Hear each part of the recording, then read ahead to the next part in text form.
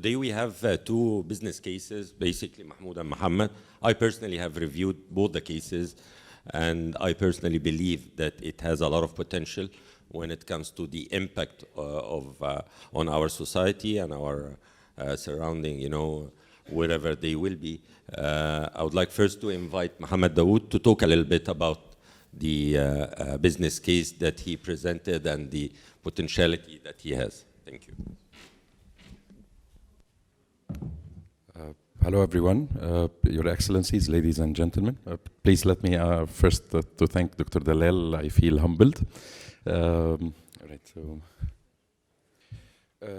right, so we were going to speak today with a focus on the ROGP technology. It stands for Rejects of Glass and Plastics. Please let me first to brief you about what do we do as Development Inc. Now we work mainly in 5 main fields.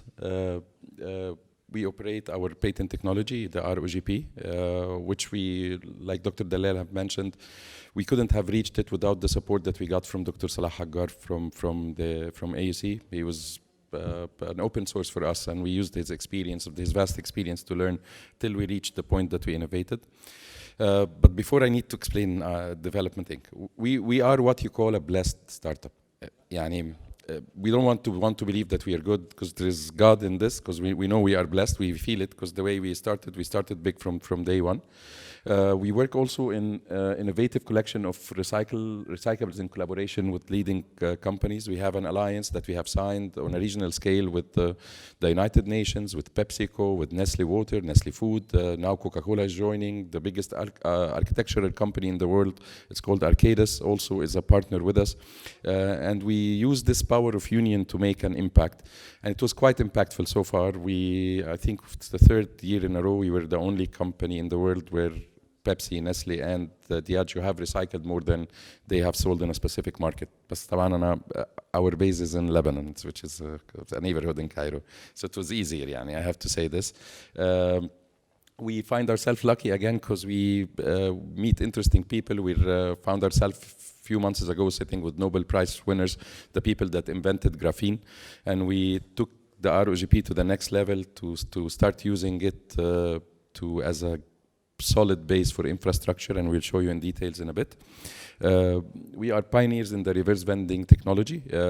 We started it a few years ago, and then it was too successful to the extent that the EU came to us. So we started this technology in Spain, Italy, France, Tunisia, Egypt, and Lebanon. We just installed 54 RVMs as well in Tehran in partnership with UNDP. We're installing 240 in a couple of months in Jakarta, Indonesia, and we do it successfully. And we project managing a large construction and demolition project. It happened, I was there in Beirut when the explosion happened, the famous one, and to our shock, the mafia wanted to make profit out of the people misery, so we couldn't accept it. We built this consortium in partnership with UNICEF, UN Habitat, the World Bank, UNDP, and the American University of Beirut. And both university has white hands on us. So like I mentioned, we've been quite impactful, but this is the blessing of God. We have collected in the past 3 years more than 8,000 tons of clean recyclables. We don't collect dirty recyclables. It takes it to the next level. We work with the concept of bottle to bottle, so you don't take it back to the fiber industry. We make sure that the bottle of Nestle returns back to be a bottle of Nestle. And God bless the new law over here in Egypt helped us a lot. We have recycled more than 25,000 tons of glass, 400,000 tons of rubble, which we use to rehabilitate quarries. And during the process, we are now in the process of doing another patent for dealing with the potentially hazardous construction and demolition waste. We have produced more than 500 products of ROGP thing. We're managing 2 national projects in Lebanon and in Jordan. Actually, I'm gonna be in Wednesday. We're launching it officially in the presence of 4 ministers. We manage more than 100 RVMs, but we have installed more than 700 successful ones. We have 6,000 collection points, and the good factor is that we only have 2 trucks. So we even developed our trucks. Each of our truck is equivalent to 6 trucks. We installed machines to reduce the size of PET, because with PET you only transfer air more than anything. And like I mentioned earlier, we have the regional alliance that we have signed with the White Consortium. Because of this, we started to get lots of traction. وبصراحة, when we started, we had this inferiority complex. Somebody must have invented ROGP before. It's like they planted this in our head.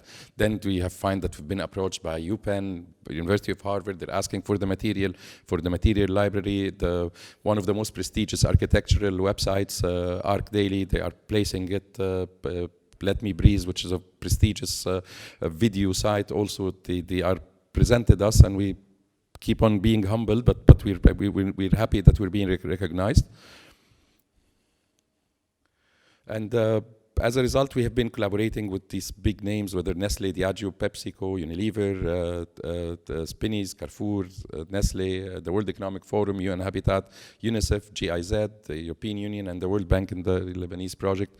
Now we're very proud that we are also adding to our institutions, educational institutions that we work with, the American University of Cairo. So it comes back to where it started, which takes us very proud. And this is the regional alliance, so I'm going to skip it. So what is ROGP technology?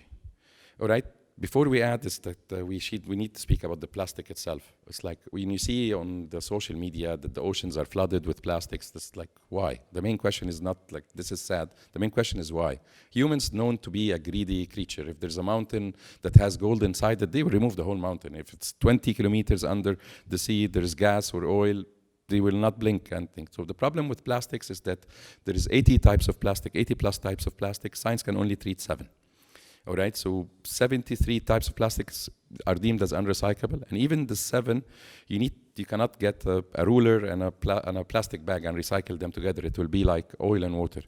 So, and even what will you do with a small community where you have 5,000 residents, 50,000 residents even? It's not even feasible to have a factory for each of the line. And that's why you see the flooding of the plastic. This is the main problem. We wanted to tackle this issue. So,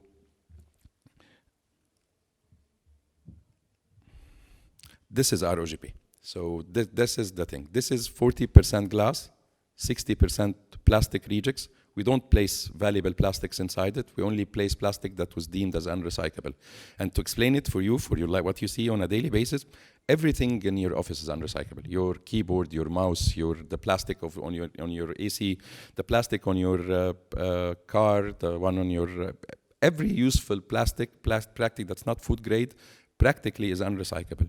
So that technology itself has provided a one-stop shop for the 80 plus types. So you don't need to have 6 or 7 lines of plastic. You can have it in a small community, one small facility that can build infrastructure and innovate this community out of itself. Doesn't require washing. Of course, if you wash it, you get a upgraded person, but just in case it didn't happen, this is not made of washed plastic. This is the third part is our main wow factor. Usually plastic have the lifespan of 3 cycles to be recycled only, and then you lose it. Our ROGP is infinitely recyclable. And it's infinitely recyclable because we never make it lose its mechanical property. We never melt it. We maintain it, and it's something we learned from Dr. Hajjar, and this is where the main point we have got it. It's strong, durable, cheap, and quite, the sky's the limit for it, seriously, for the applications. We'll show you what we have done so far. So, these are some of the applications we have started. We were mainly playing more than anything, and it turned out to be something serious. We've built public furniture for it, floating islands for touristic areas, tiles. The one over here is placed in front of AUB in Beirut. It's actually holding a 1-ton structure made out of cement, and we made a sustainable ping pong table, and it was Ramadan, so we did it, created our own tournament over there. The one on the right, left lower side is our response. We used the plastic that we have recovered from the explosion of Beirut to rebuild Beirut. So we rebuilt a quarter of Beirut, building facades, public chairs, tools that made people, I think it used to be one of the area that you have over there, it used to be the poorest part of Beirut. We made it better, and we take pride in this.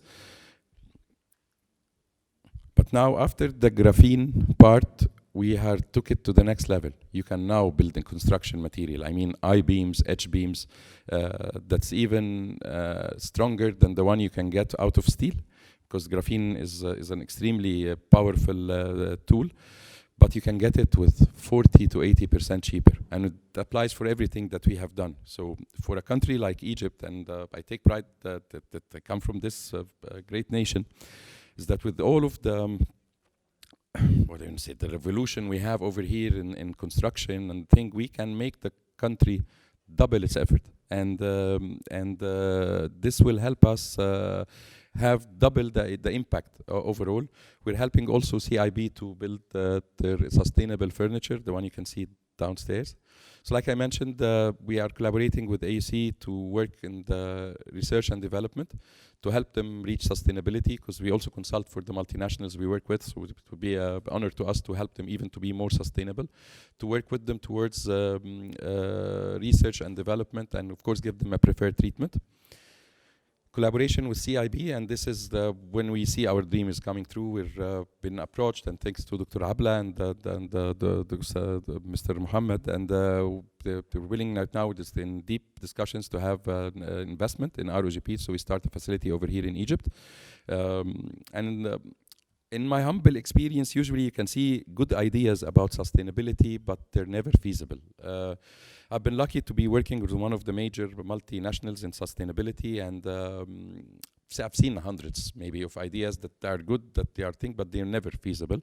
In our case, we know quite well, and so we're blessed with the team we have, that we can get a gross margin of 84%, which is an outstanding result.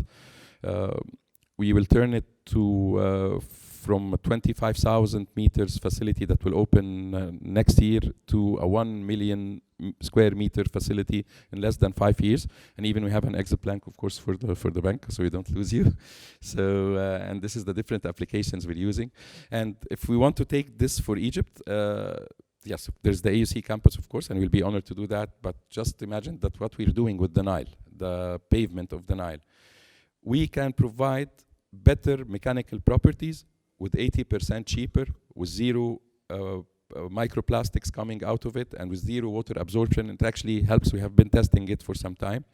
And we can help the Egyptian government with the Haya Karima project, the Decent Life project, to double their budget by using it for the infrastructure, and even having small hubs for ROGP in بالمحافظات, so they can, instead of, because you know the killer of recycling is transportation, so they can have hubs where they can transfer infrastructure for the country itself. And again, I said we're blessed, so we've been approached with the NEOM project to be using it. We've been approached by the Red Sea development. We've been approached by the biggest architecture company in the world, it's called Arcadis, and next to others. So I know I have been exceeding on my time.